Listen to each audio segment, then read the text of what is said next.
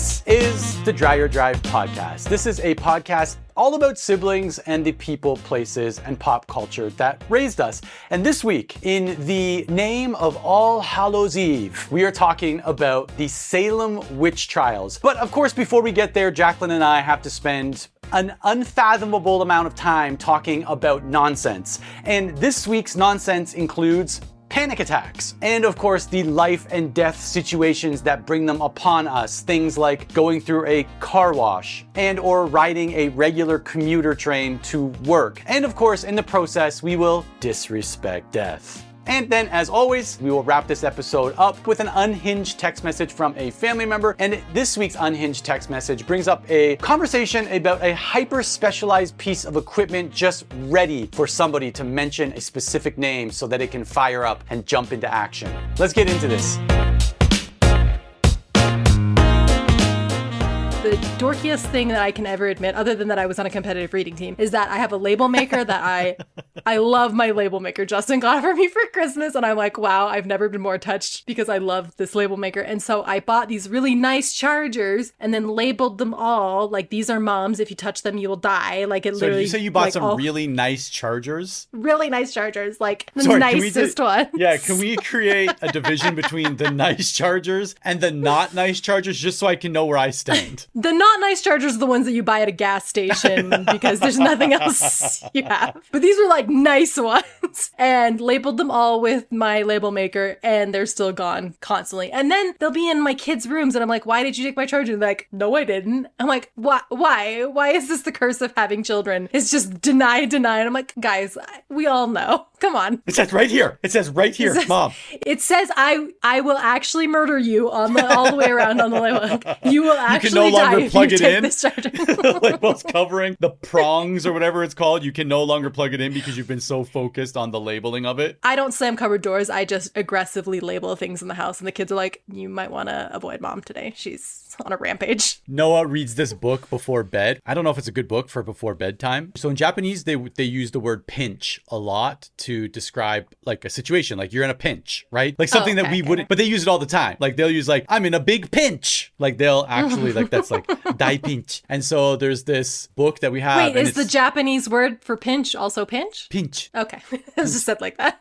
Yeah, just pinch. And dai pinch is like big pinch. So anyways, there's this book called the Encyclopedia of Big Pinches. And each page, and it's got a graph for each situation where it's like, this one makes you feel embarrassed, this one makes you feel frustrated, this one makes you feel nervous, whatever. And it's got like, what are the graphs called? It's like it's like a pentagon, and then is that the word? Like a 5-sided like object. Yeah. And then there's like an overlay of like, this one skews mostly embarrassment, but also a little bit frustration. And then it assigns a score for all of the big pinches. This so we go sounds right up my level. Like I want this. Yeah, it starts off and it's like, your cake looks like it's about to fall over. Your birthday cake. So the first pinch situation is you're about to eat your birthday cake and it's about to fall over. What's the score? Like, what's the level of this one? You're like, that one's about a 13. It's mostly embarrassment. And then it breaks down why it's assigned that score. The whole reason I'm telling this is because it goes up in value as you go through the Encyclopedia of Big Pinches. And it gets to this one near the end where it's like,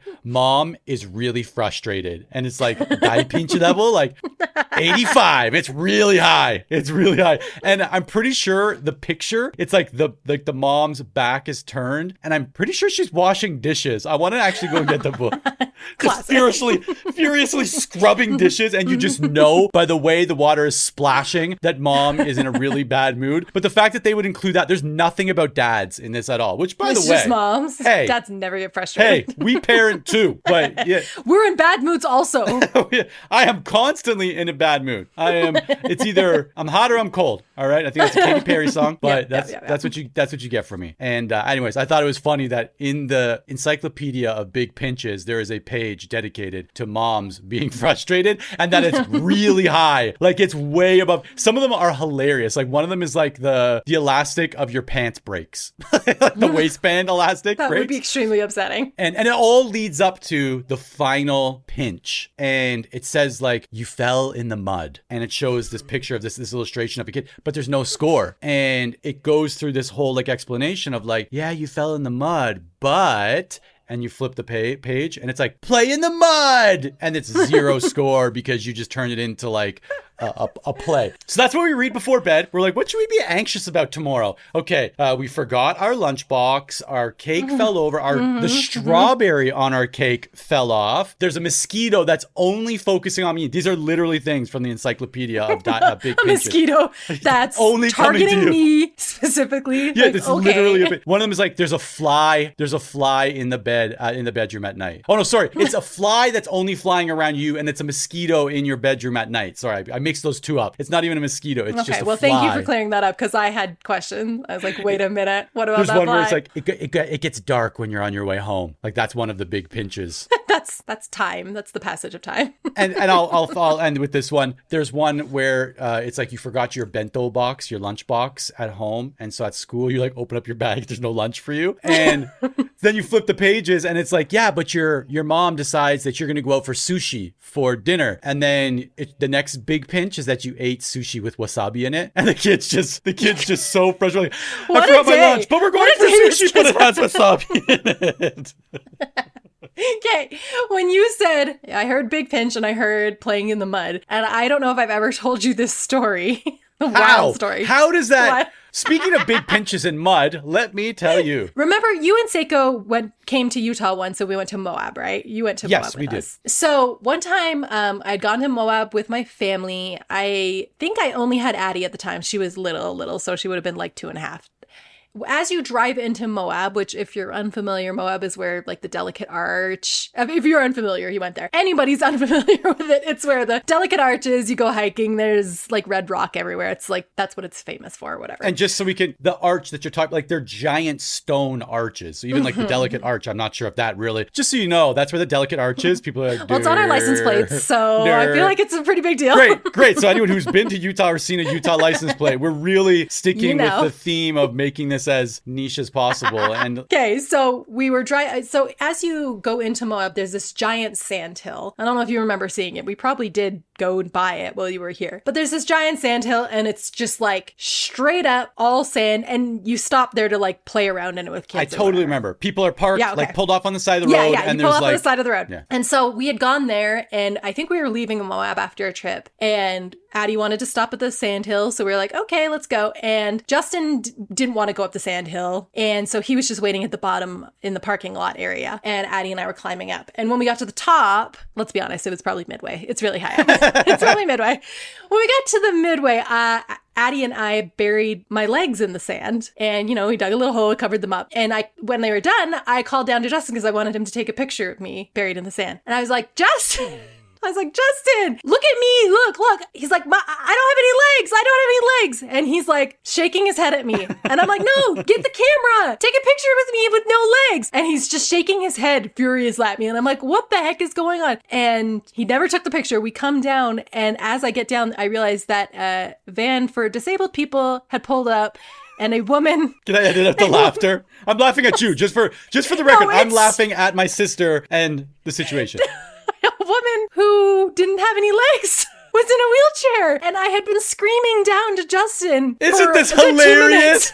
I take a picture because it's a novelty to not have legs. Take a picture of me, Justin. And the whole time he's like, shut up. What is wrong with you? So that was my big pinch while playing in the mud. 大ピンチだめだ。99, 99. So upsetting. And that's one of those things that for the rest of my life, I'll wake up at 2 a.m. and just be like, I can't believe I did that. It's amazing how those things just burrow and never come out until 2 a.m. and then they go back in. It's not like you remember and you release it. You're like, I asked a girl to dance during Alanis Morissette. Truly upsetting. Yeah. Back to sleep. And back I once made fun of... And then 3 years later, it'll come back to me, and I'll never, I haven't thought about that story truly for a few years, I would say. And then you mentioned playing in the mud, big pinch, and I'm like, I made fun of that woman. And we laugh it off. We're like, ha ha ha. But the sweat that actually, so wet. That actually comes out. Well, you relive that. You're like, it was so funny, and I'm so totally over it now. No. Okay, speaking of sweat. Please. Speaking of sweat, if you were going to ask me how my week was going, the answer is not great. And I don't know if this is an audio medium, but I have sensors all over me. Can we go to, can we rewind to where you're about to say, I don't know if you can what? Just so people who are, if you're not watching the video, Jacqueline has some like random patch of something at the very top of like under her collarbone, which is covered by a sweater. So for her to be like, I don't know. Yeah, I don't know if I can what? Read your mind or see through your clothing? I'm not sure what the I do feel like if we eat Pop-Tarts the same way, then you can also read my mind. I also have. I pull my shirt down and I'm also wearing one. Twins. No. So I am covered. I have one up on my chest and then I have like 6 more down my torso. And the reason is Jonathan, who is 3 years younger than me, the best thing about Jonathan is if there's something wrong with you, he will never say, don't worry, there's nothing wrong with you. He will always match your energy of what you think is wrong with you. It's like, do you remember in Bridesmaids when she gets on the airplane and she's like, I'm not a good fly. You've never seen Bridesmaid? No. Oh my gosh. So there's a scene in Bridesmaids. I watch cinema. Okay, I do not watch movies. I watch cinema. I know for a fact that you watched Sushi Glory Hole today, and I don't feel like you watch that much cinema. Well, when it comes to music, that's a whole different story. Trash, nothing but trash and gangster rap. So there's a scene in Bridesmaid when they get on a plane and Kristen Wiig, the main character, is sitting next to a stranger and she's like, I'm not a good flyer. And instead of the stranger being like, you'll be fine, she was like, me neither. And I had a dream last night and you were in it. And they just start amping each other up about how they're going to get in a plane crash while they're flying. And that's how Jonathan and I work when we are talking about specifically health things, the things that are wrong with us. If I text Jonathan, I'm like, this is going on. He's never like, don't worry about it, you'll be fine. He's like, you need to go to a doctor now. You are dying. And so on Monday, I've been having this thing where all of a sudden my heart rate will just skyrocket out of nowhere. I'll be like at the grocery store buying milk. It's not even like linked to anything. I can't. And that's why I was like, yeah, it's so weird because I can't link it to anything. I'm not in like a stressful situation. And I wear a heart rate tracker all the time. And I sent Jonathan like the screenshot of what my heart rate tracker is. And you can just see like a sharp, like out of nowhere up to 130, 140. And I sent him the tracker and he was like, are you sure you don't want to go to the doctor? Because I feel like this is kind of a big deal.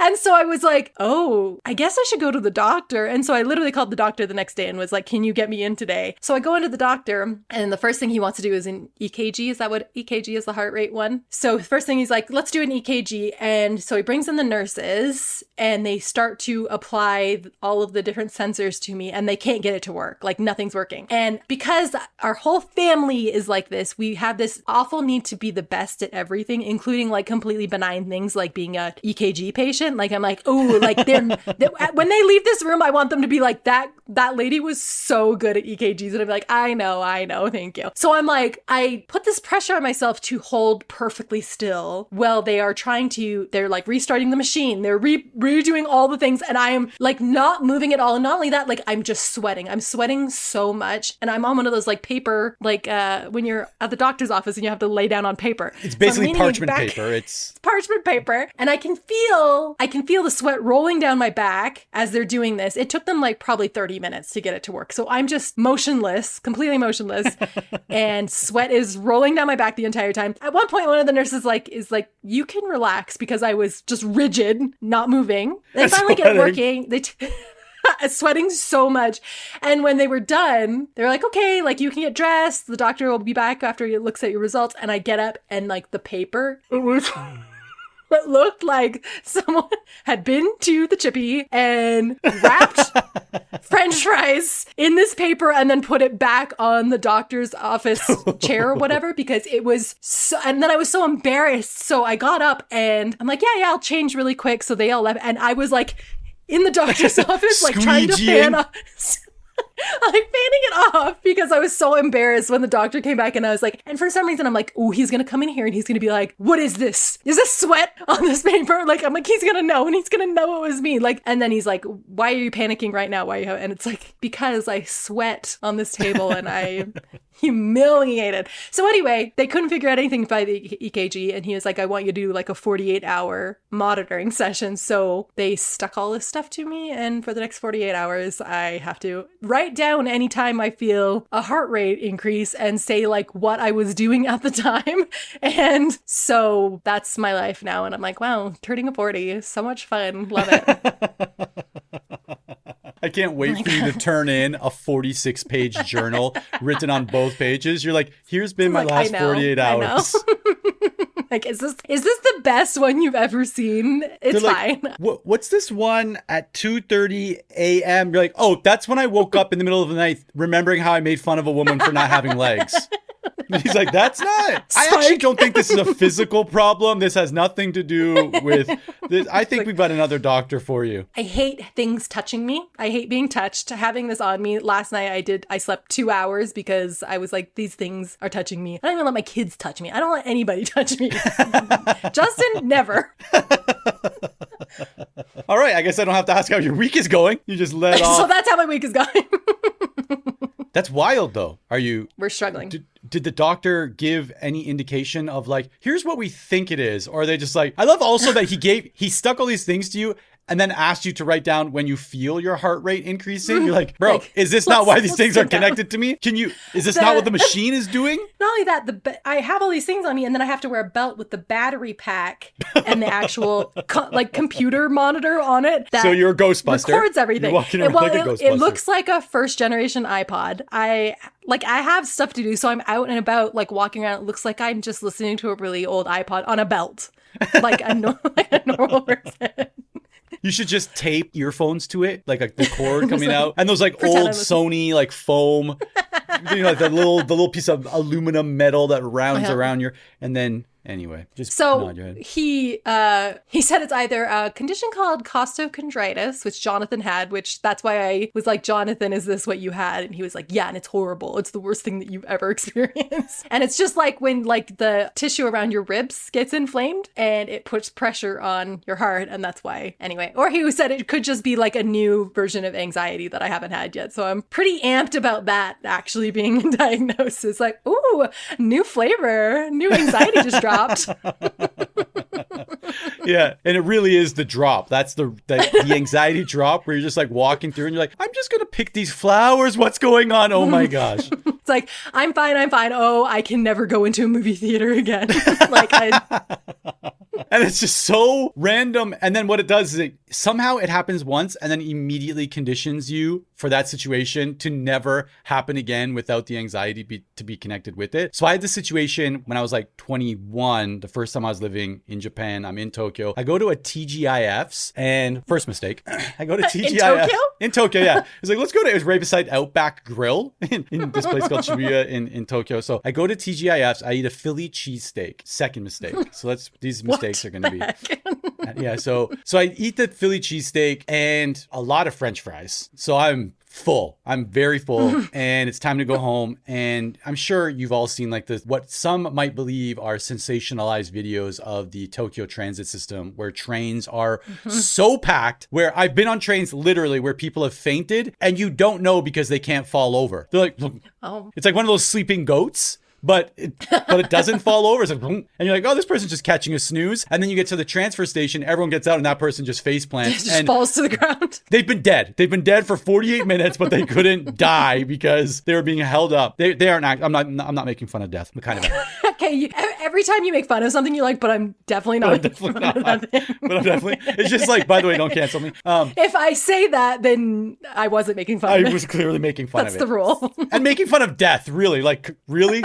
That's what I'm nervous about. No disrespect to death. Sorry for all you death heads out there. Death heads, right after the episode 11, the soul heads, which I believe you made up for the fan base of Collective Soul. But anyways, so I get on this train. It is packed, absolutely packed. And I'm dead center. And I've not had a problem with trains ever in my life. So let's look at up until this moment, I have lived in Tokyo in complete peace and harmony. Even on the packed trains, I'm like, this is so cool. I'm in Tokyo and this is so much fun. And this is like month 11 of living there. And then the train starts and all of a sudden I'm like, ooh, Philly cheesesteak, is that you? I'm like, are you about to, is this an encore? Is the world about to see you for the second time tonight? And then instead of being like, you know what, I'll just get off the next station and just like get some air. I'm like, I need to get off this train right now before I projectile vomit on everybody in here. And like, I'll just be puking on people. Like that's what's going to happen. I'll just be puking. And they're never going to forget. And then I'm going to be on the news. But they won't even know who it is though, because the train is that packed. Like but I didn't think that clearly at the time. And the wave of actual anxiety that I had never felt in my life up until that point, like I'm like literally, and now I'm like having a heart attack on this train. No disrespect to heart attacks. I'm gonna puke and then I'm gonna pass out. Like that's how this is the sequence that and then so I wait, I'm trying to just hold it out. I'm trying to hold out until I get to my train station and I can't do it. Like one train station before mine, I get off and I just have to take a seat while I'm like, am I dying right now? Like, is this it? Like me and a Philly cheesesteak at a Tokyo train station. No one knows. He died doing what he loved. He died doing riding trains after a big dinner. And feeling super anxious about it. So this happened one time, literally one time. I get home and I'm like, but what if it happens tomorrow? And then I start having an anxiety attack about the thought of it happening the next day, which is like bananas crazy, right? Bananas crazy. Bananas. And then I couldn't get on a train. Like the next day I'm like going to work. I'm like, all right, I'll just go to, oh my gosh, I can't ride.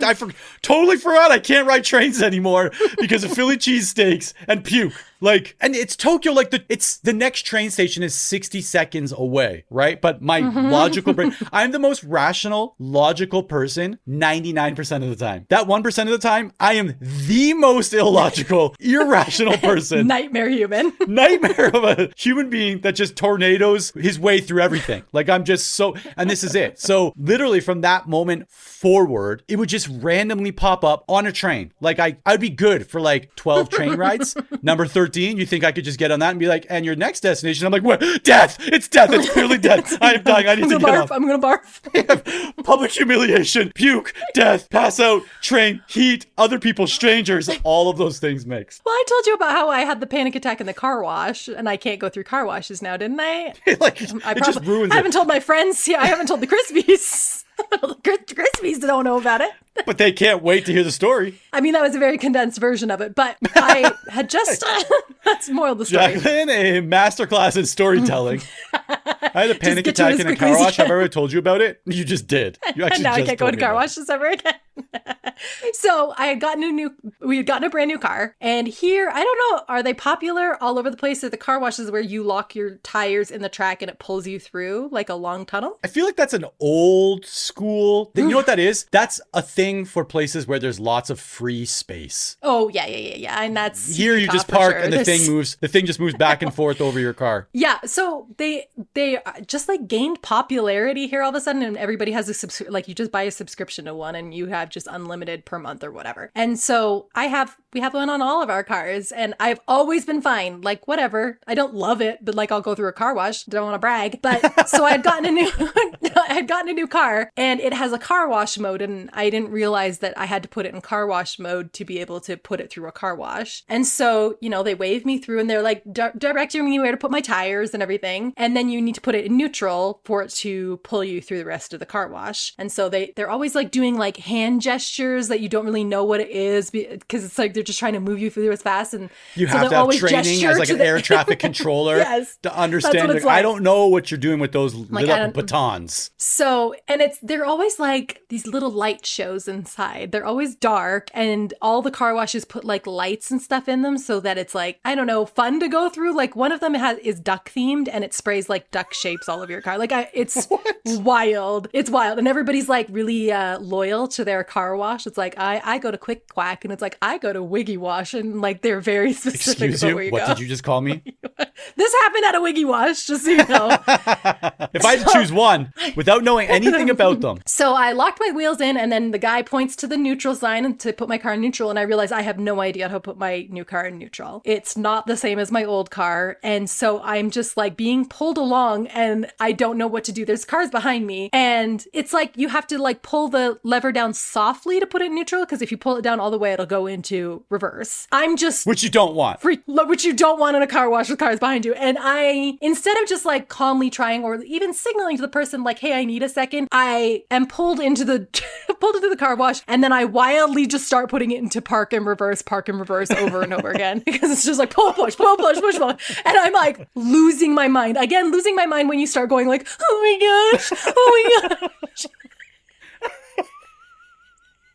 Because I know I'm going to get rear-ended by a car. And of course, we're in a dark tunnel. All you can see are my lights, my reverse lights, and my parking lights going on and off and on and off as I furiously try to just like figure out something. And so what they did was they shut the entire car wash down because they saw my lights. So everything stops and the lights go up. All the lights come on. And as I see the girl coming to walk towards me to be like, what's wrong? And I finally get it in neutral as she's walking towards me. So I like coolly roll down my window. I'm like, is there a problem, ma'am? And she was like, you need to have your car in neutral. I was like, my car is in neutral. What are you talking about? Like I, again, shamed her for it instead, even though it was clearly my problem. My body went into full just adrenaline, like I am a caveman outrunning a leopard. And it was like, this is your fight or flight moment. And I went full flight and got out of the drive-thru, and I'm just like shaking because of this harrowing experience. And now I can't go drive-through car washes anymore. It's just like a no-go zone. Like it's not going to happen. Justin's like, I paid $30 a month for this. I'm like, take it off. I will never wash my car again. That's on you. And what a great metaphor for anxiety in general. It's just like pulling you along. It's pulling you along. Forward, back, forward, back, forward, back, forward, back. You can't go back. You can't go forward. This tunnel is getting darker and darker. Now there's lights, but now it's dark again. Someone's reaching out for help. You decline. You act weird about it. What's wrong with you? And then I'm also like, they have a video somewhere, and I'm sure they're like, here, we're going to use this for training purposes. Like, see what this woman is doing? Do not let people do this.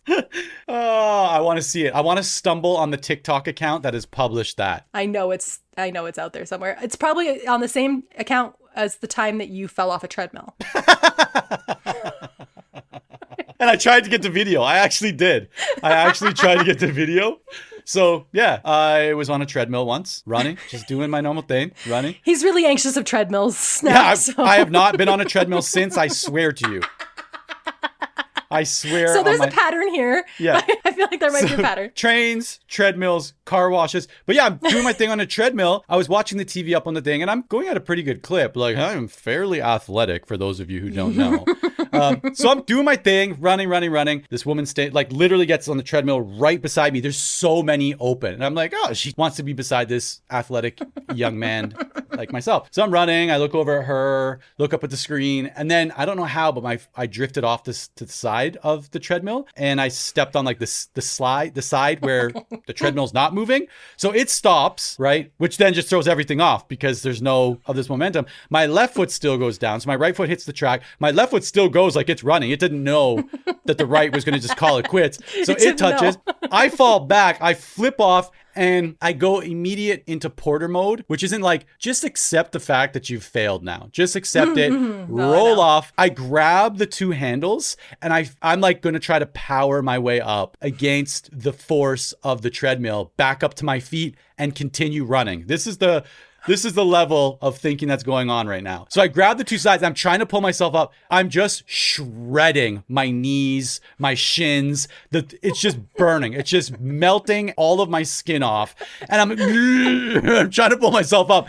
I cannot. There's just no way, because again, I am running at a good. This is not a walking treadmill. It is going fast. So I'm like, and I just let go, and I hit the treadmill, and it just spits me out like a snowblower. I just go flying back. I hit the row of treadmills behind me, and the woman beside me, she like emergency stops hers. She turns around to me and she's like, "Are you all right?" And I'm like, "Yeah." And I got back on the treadmill and continued running like I was just halfway through. Like, that's just the first rep. So I get up to the bit. Commit to the bit.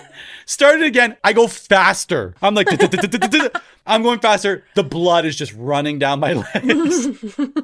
Just squirting blood all over the treadmill. And I continue for like 3 minutes. I'm like, crack my knuckles. I am in so much pain, but I cannot give in. So I'm like, No. Screw this. I'm finishing this workout. So I go to the squat rack and I load up like as much weight at the time that I could possibly squat. And I'm like squatting and there's just blood running down my knees. My socks are soaked with blood. I do like a set of squats and I'm like, that's all I came here to do. And I left. I go in the change room. I go home completely defeated. Start crying. Yes, I'm crying in the shower. And it's just burning my knees. I'm like, that treadmill, the skin. And the next day I came back and I was like, hey, so yesterday I fell off the treadmill. And they're like, we're so sorry about that. But when you sign up, you sign a waiver to say, I'm like, no. Is there any possibility of me getting a video of it? He's dying laughing. He's like, no, I can't give you a video because there's all these other people in the gym.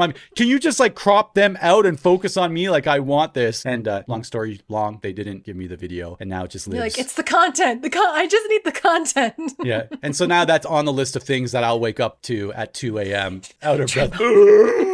Treadmill. I check my knees. Where is that lady? Like What always gets me too is that I then always picture the people that were around me in my most embarrassing moments. And I'm like, I know they go home and tell their families about this. Oh, yeah. I know that girl went home and was like, I was at the gym today.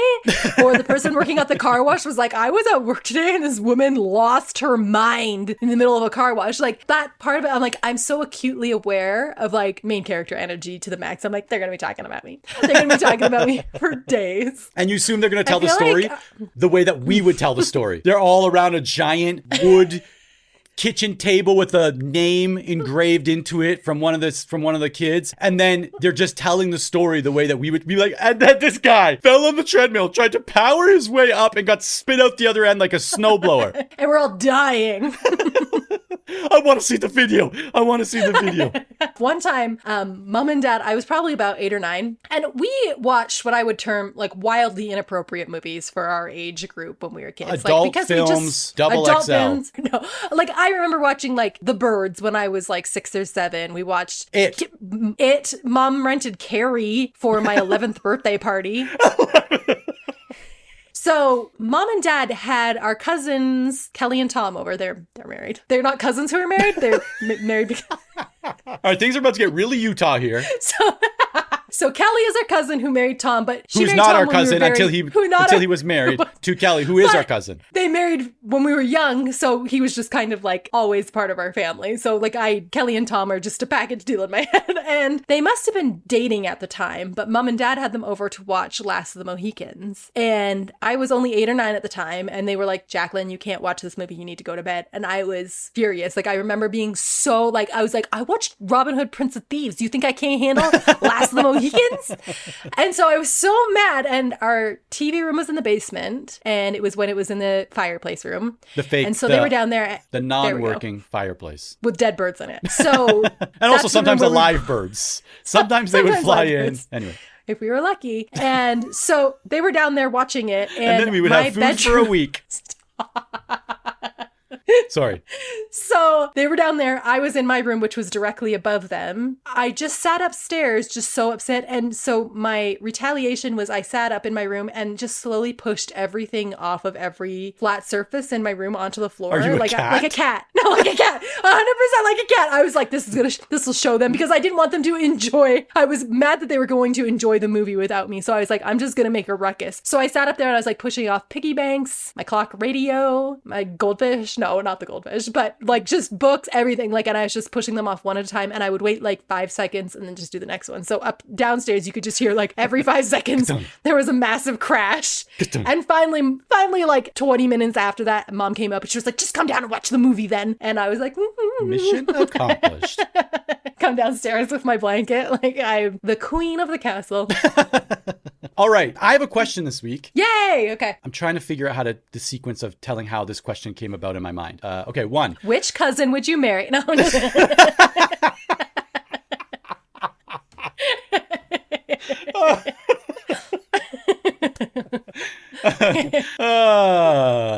Okay, so the episode that went out this week was the Prince William, Prince Harry episode. So the Heir and the Spare. And you have been known to talk about royalty and to be hyper fixated on royal families and their culture, their history, their beefs. So that's part of it. But when I was in grade 10, I did a co-op placement at Southwood Park. So I went back to our old elementary school and I did a co-op placement as a gym teacher. And I remember there was this one day where I was in the library and just going through, like, they had these like old books. They had these books, like these spiral bound books of our artwork when we were kids in Southwood Park. So I'm like 16 and I'm looking at pictures that we drew when we were like 8 years old, right? And so I was flipping through one and there was a story that I had written that they laminated and kept in the library for time and all eternity that talked about how we went to Newfoundland for a family vacation. And I claimed that we used jetpacks to climb a mountain in jetpacks. Like, just let that sit in. And so anyways, the next book that I looked at was a book of coats of arms, I guess, the plural version. So like if you were gonna have... I was going to ask this question. Shut up. So does it have to be, is it words or pictures? So it's a coat of arms, right? So it's a shield. And for those of you who don't know what that's a coat what I of said, arms a shield. That's what I was calling it. Yeah, it's like a family shield, a family crest. Okay, there we go. That's the word I was looking for. Crest. I'm gonna, just so you know, in post, in the edit, I'm gonna make it so that I said that 2 seconds before you, so it looks like you're just repeating. It was crest, and I'm like, yes, crest. So yeah, so it's like a family crest. It's like a shield, and it's divided into like 4 sections, and there are like 4 images that represent your family, right? So I want you to imagine that you are bearing the family crest on a flag or on a shield. What is on your version of the Porter coat of arms? I would say, like, if there was like a motto underneath it, I would like the motto to be just something like, "You're making it so much worse." Because I feel Latin, like that but is in Latin. in Latin. Someone look up "You're making it so much worse" in Latin, because I would love to put that on a crest. I will do it right now. I would do it. That would be super funny. And I would love to also hear you try to pronounce it. So on one of the squares would definitely actually, like, funny you should mention Newfoundland, because I do think that would be part of the crest.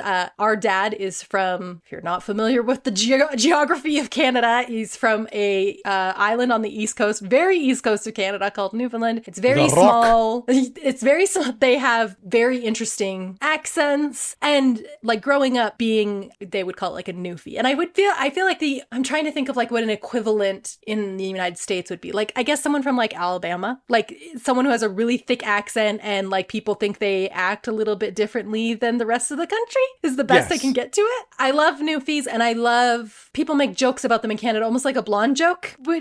They're jokes where the Newfie doesn't get something or whatever. But I like having a dad that was from Newfoundland, or like identifying to people like, oh, I'm part Newfie. Like, that was a big deal to me. So that, like, the flag of Newfoundland definitely goes on it. I would say probably Taylor the dog. It would have to be, or just maybe like a mural of all the animals that we had, which, like, we had hamsters, guinea pigs, everything, bunnies, fish, dogs, cats. So Newfie's pets. Newfie's pets. Then I think if I was going to do a third one, it would definitely be the conversion van. Oh! We, for a while, and I'm sure we'll get into this in another episode, for a while, our daily driver car for our family was like a conversion van. We call it the Shaggy Wagon a lot. Just a camper van. It had like blinds and drapes. It had a table. It had a TV and a VCR. It had plush carpet. Captain's chairs, and just like getting dropped off to school in a camper is very funny. And just at the time, I was never more humiliated in my life. Now I'm like,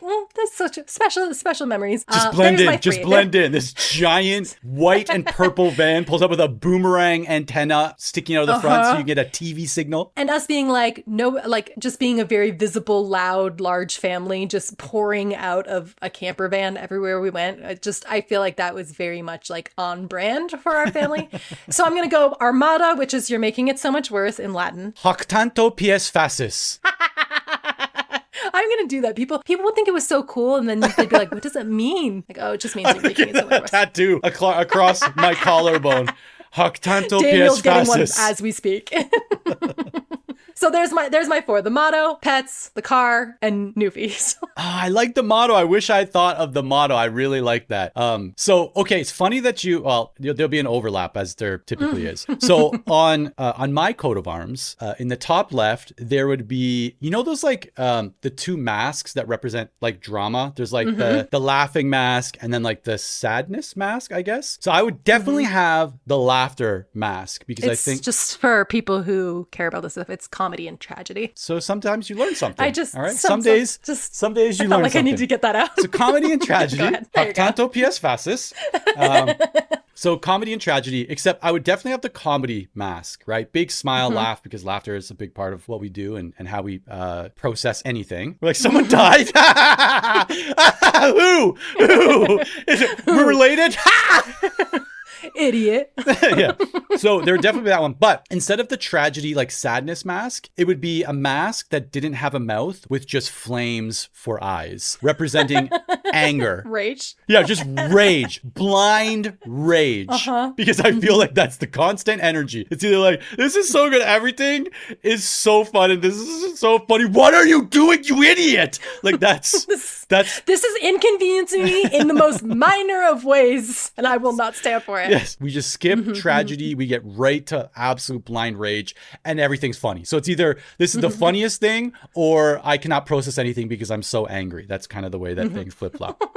The next one would have a dog. So I imagined like a tailor, maybe a wiener dog stuck to her back, or she's attacking another dog. Go back to our pets episode if you want to know what I'm talking about there. The next one, I had things I was thinking about on this one, and I decided to go with a VCR. Okay. So for a couple of reasons. One, there was a point in the Porter family history where we used to go and rent a VCR because we didn't have a VCR. We would like literally go and rent a VCR, and it would come in this like, now they've got those like pizza bags that keep your pizza warm. Like they brag about it. Like Domino's a soft case. Yeah, soft case. So you would get it and you would like bring that home and you'd have like a rented couple of videos on top, and you would have 48 hours with a VCR and you would just watch those two movies as many times as possible in 48 hours. And to this day, and I don't think this is like a really unique thing, but I love movies. I love when Friday night rolls around. We have movie night every Friday and Saturday night in our house. And it's like we sit down, we put on a movie, and sometimes we'll watch the same movie on a Friday night and a Saturday night. And I remember like renting movies and just like watching it Friday night, waking up early on Saturday morning, watching it again, eating lunch, watching it again, and just like that being part of like family hanging out and like enjoying time together. And then also creating this kind of like, this movie night thing that we do, and we still like really enjoy sitting down and watching movies. And I really do enjoy movies. Like I love sitting down and watching movies. Not to be like kids today, but because of the like sheer amount of content available, you don't have like the comfort watches that we had as kids where it's like, we had a finite amount of VHS tapes available to us. So you just watched the same ones over and over again, whether they were taped from ABC Family or whether you actually had the VHS, the puffy Disney ones are the best ones. But what, the idea of just like watching the same content over and over again and just like really getting into it like that, I just honestly don't think that really exists anymore. To round out my coat of arms, the last thing that I would have on mine. So I've got the comedy and the rage. Okay. So I've got the comedy and the rage. I've got the dog. I've got the VCR. And in the final slot, there would be a single red brick. So Dreyer Drive, the house was a red. It wasn't even real red brick, I don't think. I think it was just like the facade. Yeah, which I think it also kind of plays in. But yeah, so Trauma. the red brick would be there just to, round it out and represent where the actual physical location that we grew up in and all these other things took place. So yeah, that's my coat of arms. Oh, I like it. With that being said, do you want to spend our last 30 minutes as we are an hour into this? Well, you're in luck because we got another wild topic today. So I do need to say that I've been trying to make effort to try to find more sister relationships for a number of reasons. Like, first of all, I just don't think in history, there's as many like sisters recorded. And also because I don't have sisters, it's just a relationship that I feel like is pretty foreign to me. Like, sister dynamics are kind of strange and they scare me a little bit sometimes, where sisters are so good at just like hating and being so mean to each other and then being best friends 5 minutes later. And it could not be me. I would be gutted for life. So I was trying to find, and because it's close to Halloween, I don't know, maybe we want to edit this and send it out around Halloween, the week of Halloween, because this is a spooky topic about the Salem Witch Trials. Wow, I like tackling the light ones. Yeah, I think this might feel like a little bit lighter because there is a lot of like awful things and death, but I mean, Hold on. That's how you qualify. This one should be light. It's a lot of murdering,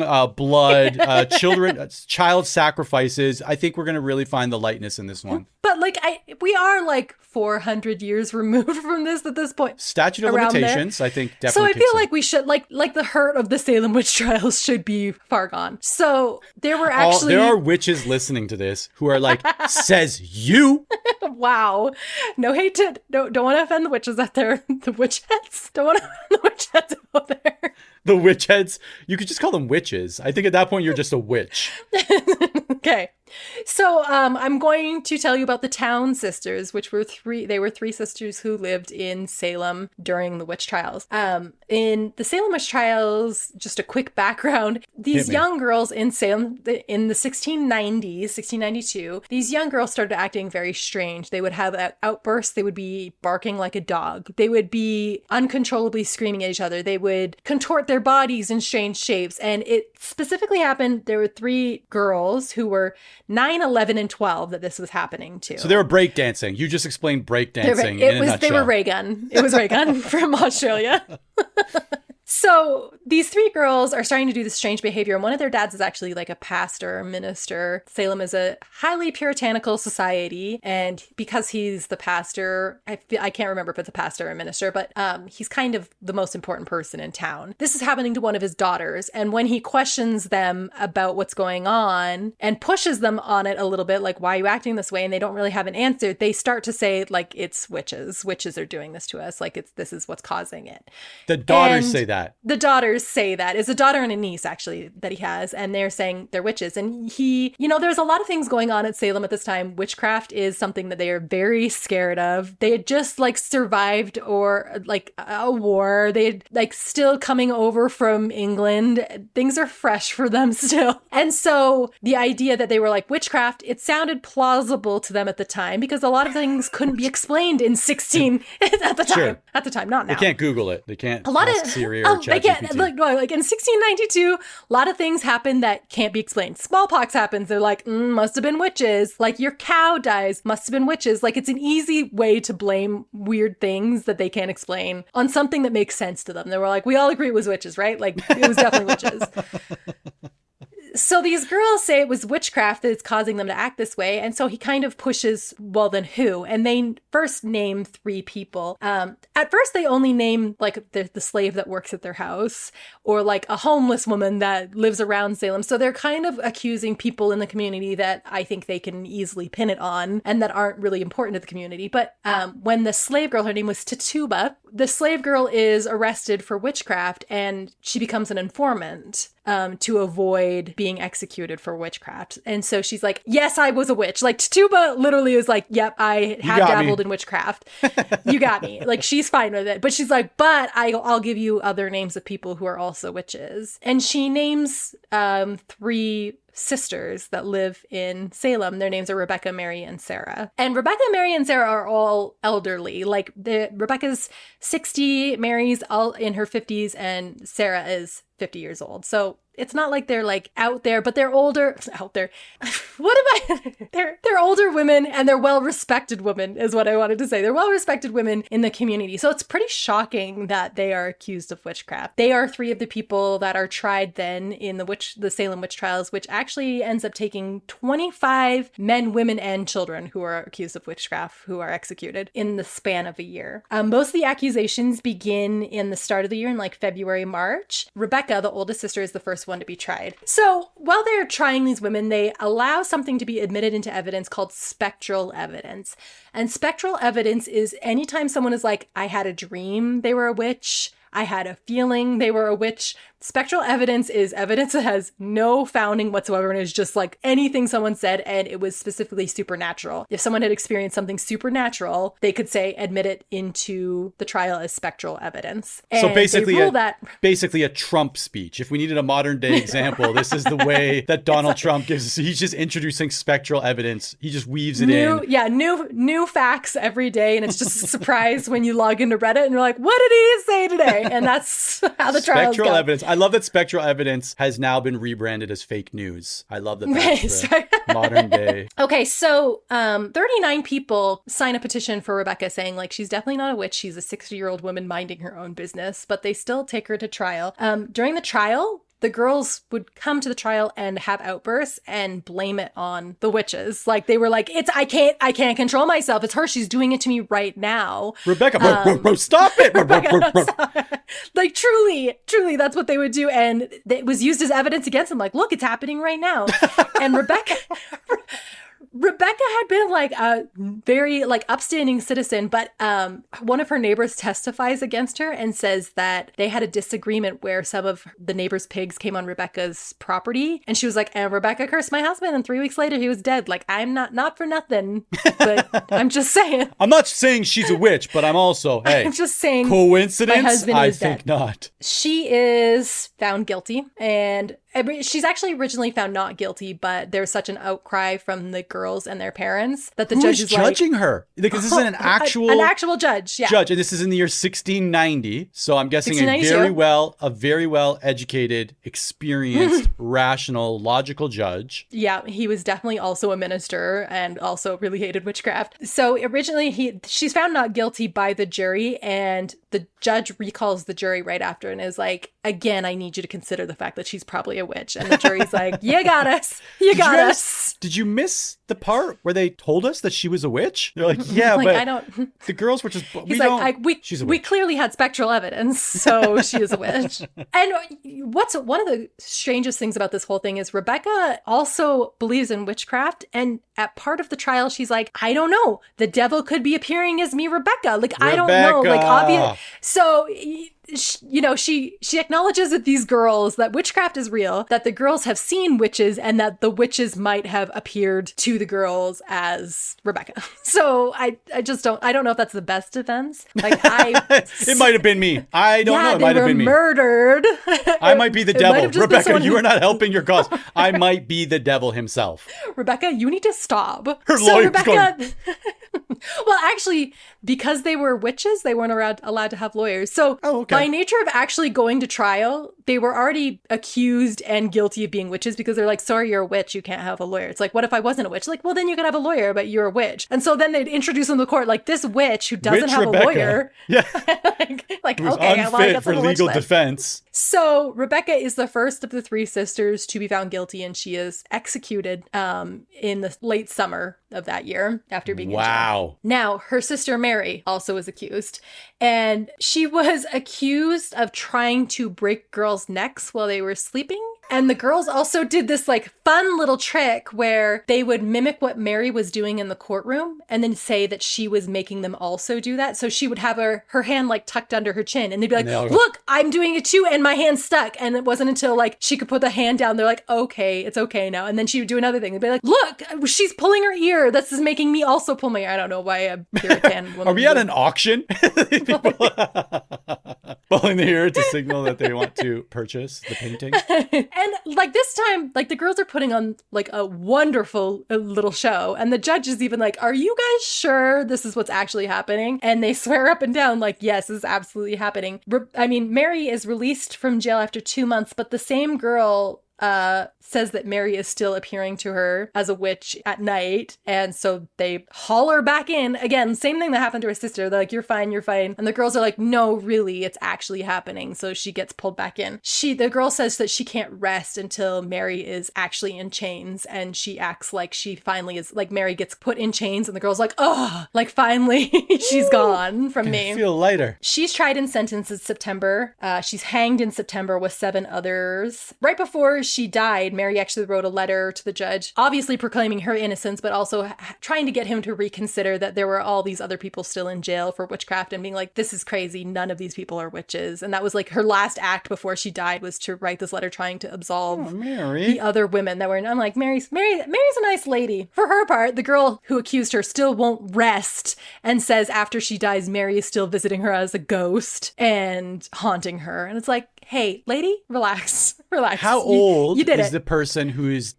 accusing Mary and Rebecca of these things? So the one, for example, the one that's like really pushing for Mary to be in chains and to be executed. How old is she? She's 12 years old. So no one thought, no one thought for a second, like, should we just maybe we should just give this girl some more attention than she's been getting, because I feel like that would solve a lot of the problems that are happening in Salem in 1690s. Also, what a tremendous amount of power for a 12-year-old to have, to be like, she's a witch and he's a witch and she's a witch and he's a witch and that little boy right there is also a witch, and like kill them all. Imagine, no, one of the other girls that was an accuser was 9 years old. Like, imagine you're acting out and your parents are like, why are you acting out? And it's like, I don't want to take the blame. Like, kids' prefrontal cortexes don't understand how to take the blame for something or accept responsibility. And they're like, it was definitely a witch. I wasn't just barking because I wanted attention. So finally, hold on, really quickly, I'll tell a story. It happened like maybe 2 weeks ago. So we watched the movie If. So the Ryan Reynolds movie called If. It's imaginary friends. Did you cry? So I did, actually. At the most random scene. I also cried. Which scene or scenes?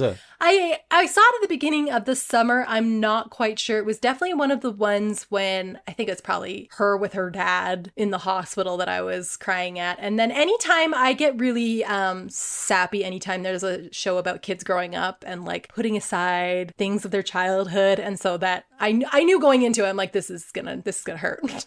Yeah. So I cried at the scene where she's walking through the hallway of the hospital and all of the imaginary friends are there. I was like, I just got goosebumps. You're all here. Y'all came here.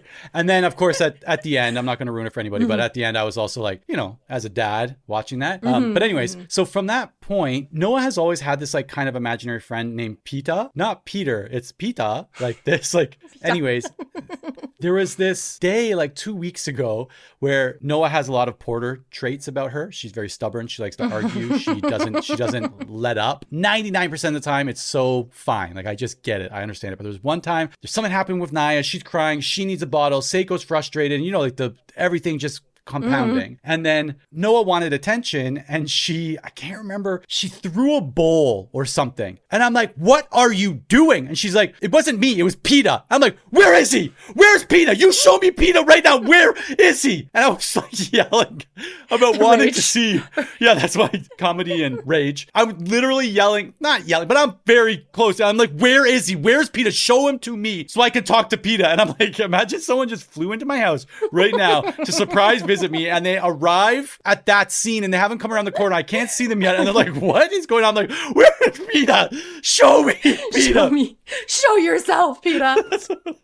And I just imagine all of these people taking their 9-year-old's word for it, being like, no, it's a witch. And they're like, okay. And like, I aspire to be that type of parent. I guess we have to execute her now? Like, wow, what a leap. Yeah, so there's part of this like aspirational thing that I think is built into the story where like, I would love to believe my children when they're like, it was a witch. And I'm like, we should kill them. We need to kill them, baby. I don't think there's any other option. Anything for you. Anyway, continue. I'm so sorry. Andrew had two imaginary friends. Continue. All right, I'll continue with something that's not the story. I'm continuing on the offshoot. Just Andrew had two imaginary friends that were pirates when he was a kid, and their names were Thinger and Thunger.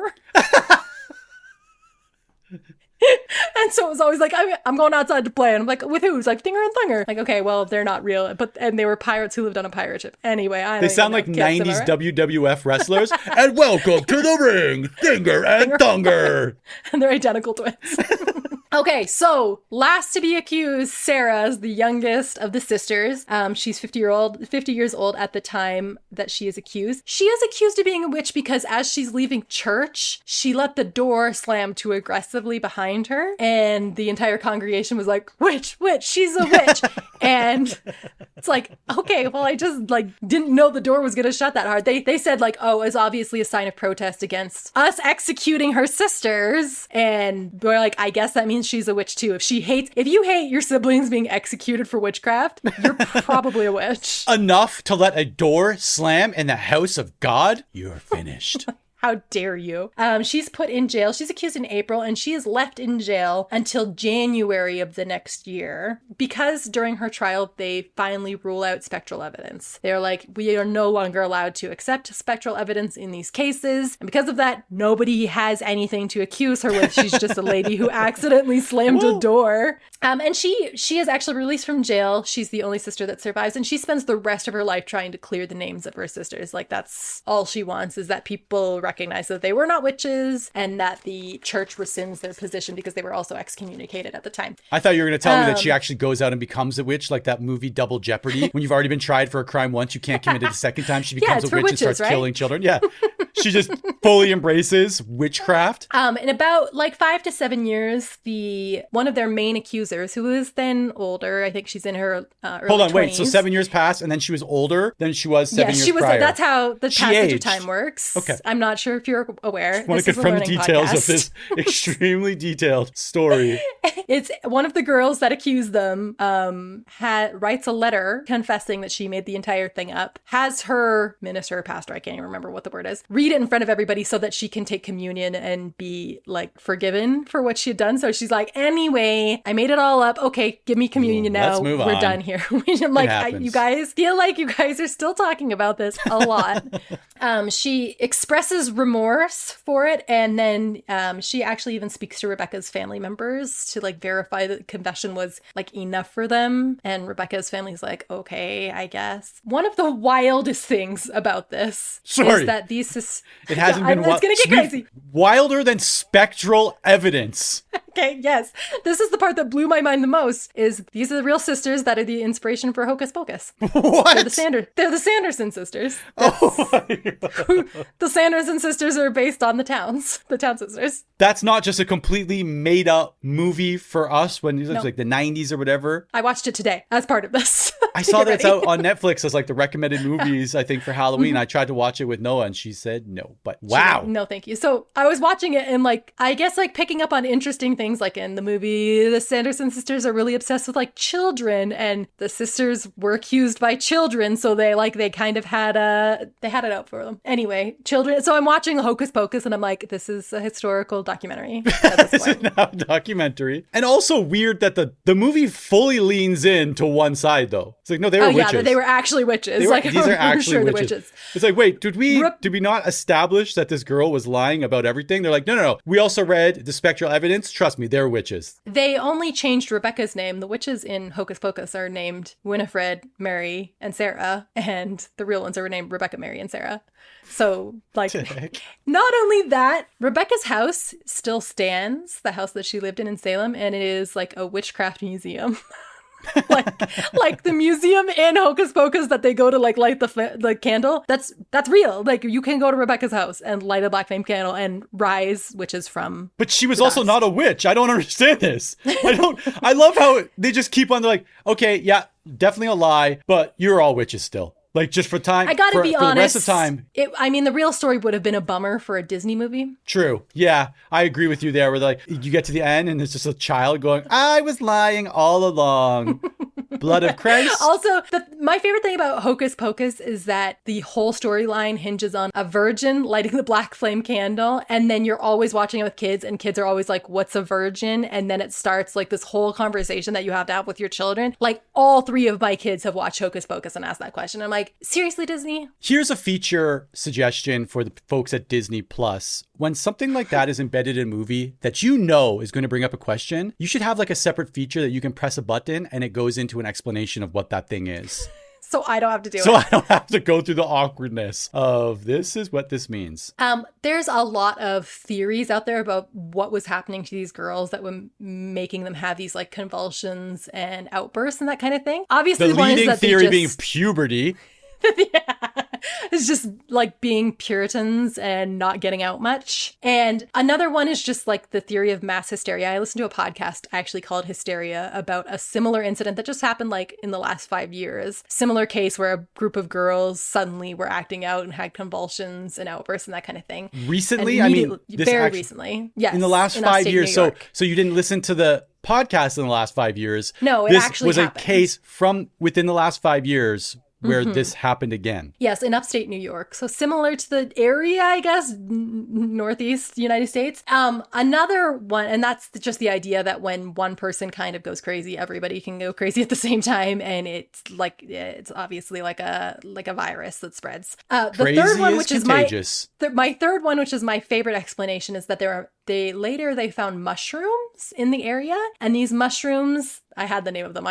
Nobody cares, but they are literally like LSD. Their actual name was ergot fungus, and they exist in Salem and outside of Salem. And one of the theories is that like these girls were just like tripping out of their minds, and everybody was blaming it on witchcraft. Wow. The U.S. Forest Service website, and it is classified as one of the plants of mind and spirit. Yeah, these girls were definitely getting into their mind and spirit while barking at innocent civilians. And just to round out this conversation, Rebecca specifically, she is the ancestor to a handful of actually really famous people, including Mitt Romney, Zach Braff, Amy Grant, and Lucille Ball. What? Yes.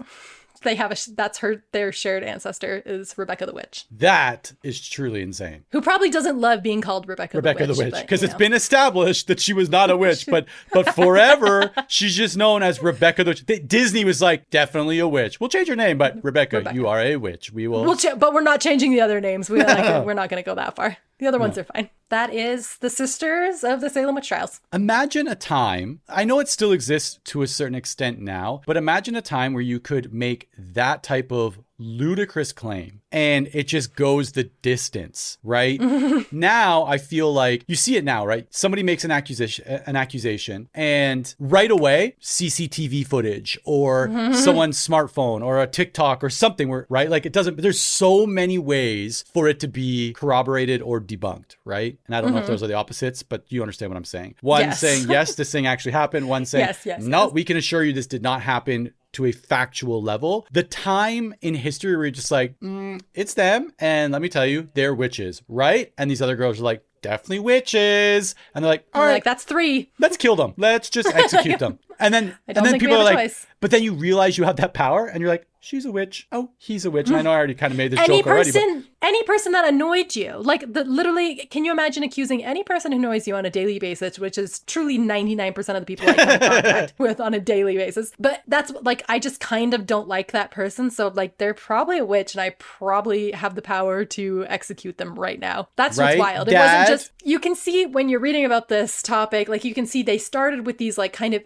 fringy outskirts people that they were like, no one's gonna miss this person if they're executed. And like everybody will agree, like this person, because like she's a homeless person, definitely is probably a witch because she's different from us. But then as things get more and more serious, it gets closer and closer to like their actual inner circle of people, because then it becomes just anybody who bothers them is a witch. Like serial killers. Is this not, I've seen every serial killer documentary. It's like the first person they kill is a homeless person under a bridge. And then the next thing they're killing the police chief's wife while the police chief is sleeping right beside her. Yeah, I guess, like, guys, know when to stop.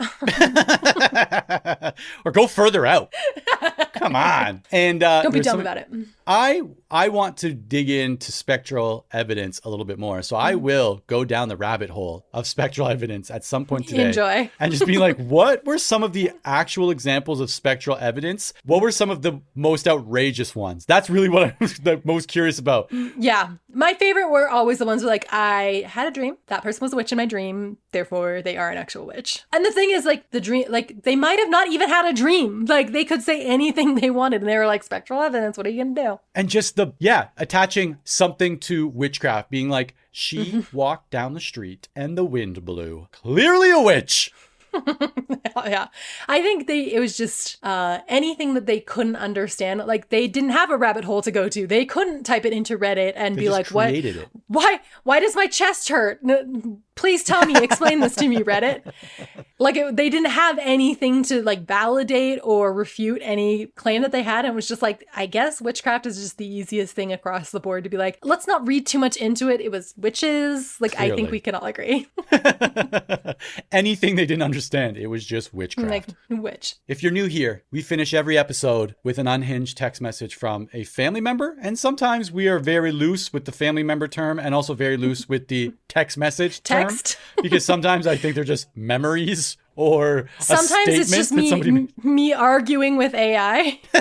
yeah. Sometimes it is just you reading a conversation that you have with ChatGPT. Well, this one's a fast one because it was when I texted you we talked about the Torkelsons in an episode, which I truly believe. Like, I feel like Torkelsons, like nobody knows what I'm talking about when I'm like, oh yeah, the Torkelsons. Remember the Torkelsons? And they're like, no, that was a fever witchcraft. Dream. And so someone witchcraft. the Torkelsons that is were spectral witches. evidence, and it's on its own. Introduce it. And no, someone had posted like the opening credits and theme song to the Torkelsons after we had talked about it. And I'm like, okay, obviously our phones are listening to us because why else would my phone be like, hey, do you need to watch the opening credits from the Torkelsons? And that's what I said. I said, oh my gosh, they're listening. You said, haha, I swear to you, a completely different Torkelsons post was on my feed. I was going to screenshot it. And I said, the Torkelson Renaissance is upon us. And you said us, me and you, nobody else. Just me. There's some algorithm out there. It's on this like old it's run by this old dusty computer. It hasn't been fired up in years. And a few weeks ago, me and you get on an episode of this podcast and we're like, oh yeah, you remember the Torkelsons? And all of a sudden the lights go on this computer and it's like zzz, and the tape starts spinning and the dust starts like vibrating off and it's like Torkelson alert, Torkelson alert, Torkelson alert, send out Torkelson content. The ugly kid who plays Lee just like comes out of his bed like I'm so thirsty, and he guzzles a giant glass of water and he's like, I'm in, and just starts hitting send, and we're getting nothing but Torkelson's content. And it's just two computers, Torkelson's content. What the heck? Like, can I please focus my brain on real problems and things in life that matter? I just went into the most vivid description of a lone computer with tapes with nothing but Torkelson's content. I do feel like that's one of the overarching themes of this podcast is us making up a scenario that just to like illustrate like, okay, so imagine this, go on this journey with me. And like, who's going to play this in a movie? And imagine this scenario and like, there's a bunch of guys and they're all sitting at a giant conference room table. It's like, why are we writing movies? This is not a movie podcast. And all we're doing is we're trying to validate the thing that we said to try to make it grander than it actually was. Because really, let's examine the scenario that we just talked about. A Torkelson's post ended up in my social feed. We're like, let me tell you about this unhinged text from this week. I saw Torkelson's content. Imagine just seeing it and being like, Torkelson's, and scrolling on by and not making it like the main part of my personality for the last week. 7 minutes of this extremely popular podcast. Advertisers line up just to try to get an advertising slot on this podcast. And we were like, no, we will not sell out to you, but we will dedicate 8 minutes of this podcast talking about a machine that only has Torkelson content loaded onto it. The Torkelson content machine, yes. I'm aware. I will get ChatGPT to illustrate what I believe this machine looks like, and it's going in the show notes. I can't wait till my doctor looks at the readout for this and he's like, your heart rate went really high at 10:30 on Wednesday night. And then you play him a sound clip and it's like, I'm podcasting.